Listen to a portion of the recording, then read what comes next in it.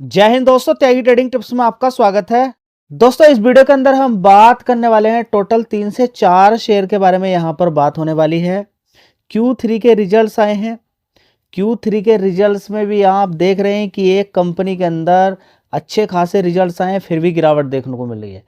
आपके द्वारा ये पूछा भी गया है, बहुत सारे लोगों ने पूछा है कि अच्छे रिजल्ट्स आने के बाद शेयर क्यों गिर जाते हैं।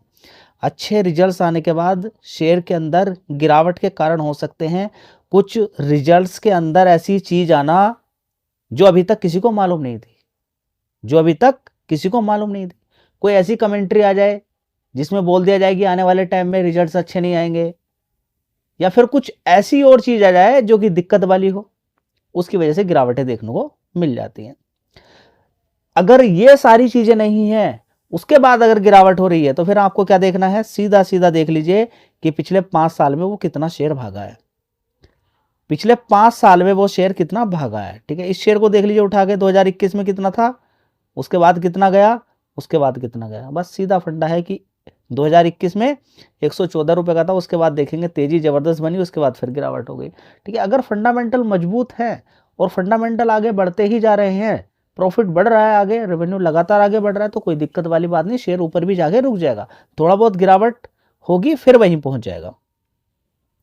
ठीक है, लेकिन मजबूती होनी चाहिए, मजबूती होनी चाहिए। देखिए बीच बीच में तेजी, उसके बाद फिर जबरदस्त गिरावट, फिर जबरदस्त तेजी, फिर जबरदस्त गिरावट। ट्रेंड ओवरऑल ऊपर का ही है, लेकिन सारी चीजें आपको समझना होगा, हर चीज आपको समझना है। ठीक है, 22,000 करोड़ का मार्केट कैप इस कंपनी का है। कितना? 22,000 करोड़ का। रिजल्ट्स आए हैं, गिरावट के पीछे कारण क्या? सबसे पहले रिजल्ट्स देख लेते हैं। दोस्तों अगर एक साल पहले अगर देखते हैं, दिसंबर क्वार्टर में 2,443 करोड़ का रेवेन्यू था, उसके बाद 2,500 करोड़, उसके बाद 2,900 करोड़, उसके बाद देखेंगे 3,305 करोड़। कितना? 3,305 करोड़। अभी कितना है? 3,427 करोड़। आप कहेंगे कहीं क्वार्टरली बेसिस पे थोड़ा सा जंप हुआ है, इसकी वजह से तो नहीं है? नहीं, इसकी वजह से कुछ नहीं है। आप नेट प्रॉफिट के अंदर देखिए, सारा कुछ देखने को मिल जाएगा। यहाँ पर 418 करोड़ से सीधा सीधा 501 करोड़ हो गया। उससे पहले 274 था, उससे पहले 251 करोड़, और एक साल पहले तो सिर्फ 82 करोड़ था। ठीक है, उसके कंपेरेटिवली देखें तो 400% से भी ज़्यादा का यहाँ पर रिटर्न निकाल के दे दिया है। बढ़िया, कंपनी ने बढ़िया पैसा बनाया है, कंपनी ने बढ़िया पैसा बनाया है, और एनपीए भी कोई खास ज़्यादा नहीं है। तो गिरा क्यों है, इतनी बड़ी गिरावट क्यों हो गई? तो दोस्तों आपका जवाब, सवाल यह है कि 15% की गिरावट क्यों देखने को मिल रही है इतना अच्छे रिजल्ट्स आने के बाद भी। चलिए उसका जवाब मैं आपको दे देता हूं। दोस्तों इस आर्टिकल को पूरा पढ़ लेना, तभी आपकी समझ में आएगा। ऐसा नहीं कि मैंने बोल दिया बस आपकी समझ में आ गया, नहीं, पूरा पढ़ लीजिएगा। शॉर्ट में मैं आपको बता देता हूँ। आईएफएल फाइनेंस शेयर प्लंज हुआ है, गिरावट हुई है 15% आफ्टर आईटी डिपार्टमेंट यानी कि इनकम टैक्स ने स्पेशल ऑडिट करने के लिए यहाँ पर ऑर्डर दिया है। क्या दिया है?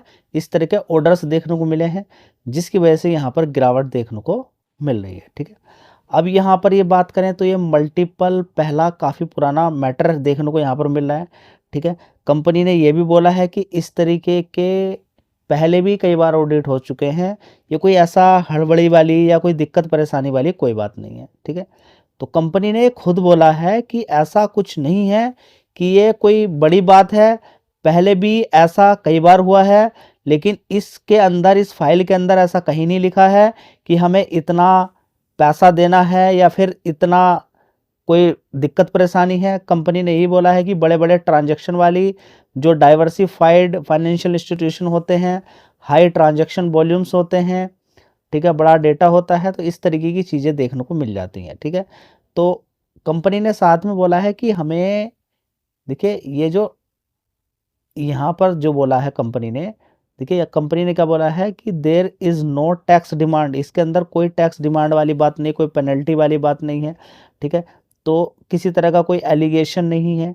ठीक है, स्पेशल ऑडिट है, ये सारी चीज़ें चलती रहती हैं। ठीक है, ये आती भी रहती हैं, पहले भी कई बार इस चीज़ों को देखने को मिला है, और अगर कुछ निकलता भी है तो वो पहले इस तरीके की सारी चीज़ें हमने फाइन वगैरह भर के सारा कंप्लीट पहले भी किया है। ठीक है, तो इतना कोई घबराने वाली बात नहीं है, ये कंपनी की तरफ से देखने को मिला है। ठीक है, लेकिन फिर भी लोग कहाँ मानते हैं, ये सारी चीज़ें हो जाती हैं तो गिरावटें देखने को मिल जाती हैं। साथ में कंपनी ने एनबीएफसी यानी कि आईएफएल फाइनेंस ने लगभग 4 रुपये का डिविडेंड भी यहाँ पर दिया है। ठीक है, सारी बात समझ में आ गई है।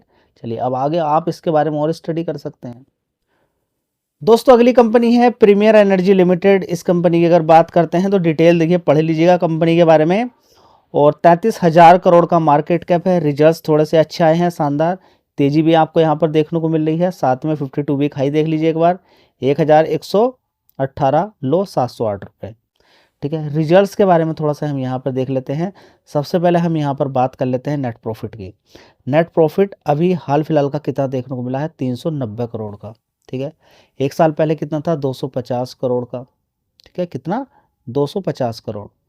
क्वार्टरली बेसिस की बात करते हैं तो कितना नेट प्रॉफिट था वो मैं आपको बता देता हूँ, 353 करोड़ का। कितना, 353 करोड़ का, 353 करोड़।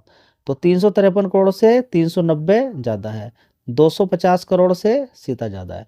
यानी कि जो रिजल्ट्स आए हैं अगर हम बात करते हैं नेट प्रॉफिट वाइज तो अच्छे हैं।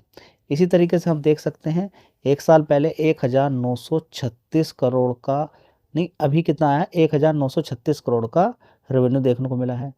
पहले कितना था एक साल पहले, 1700 करोड़ का। ठीक है, क्वार्टरली बेसिस की अगर बात करते हैं तो 1800 करोड़ का। कितना, 1800 करोड़ का क्वार्टरली। सितंबर क्वार्टर की बात करें 1800 करोड़ का, तो बढ़िया है, परफॉर्मेंस काफ़ी अच्छी है।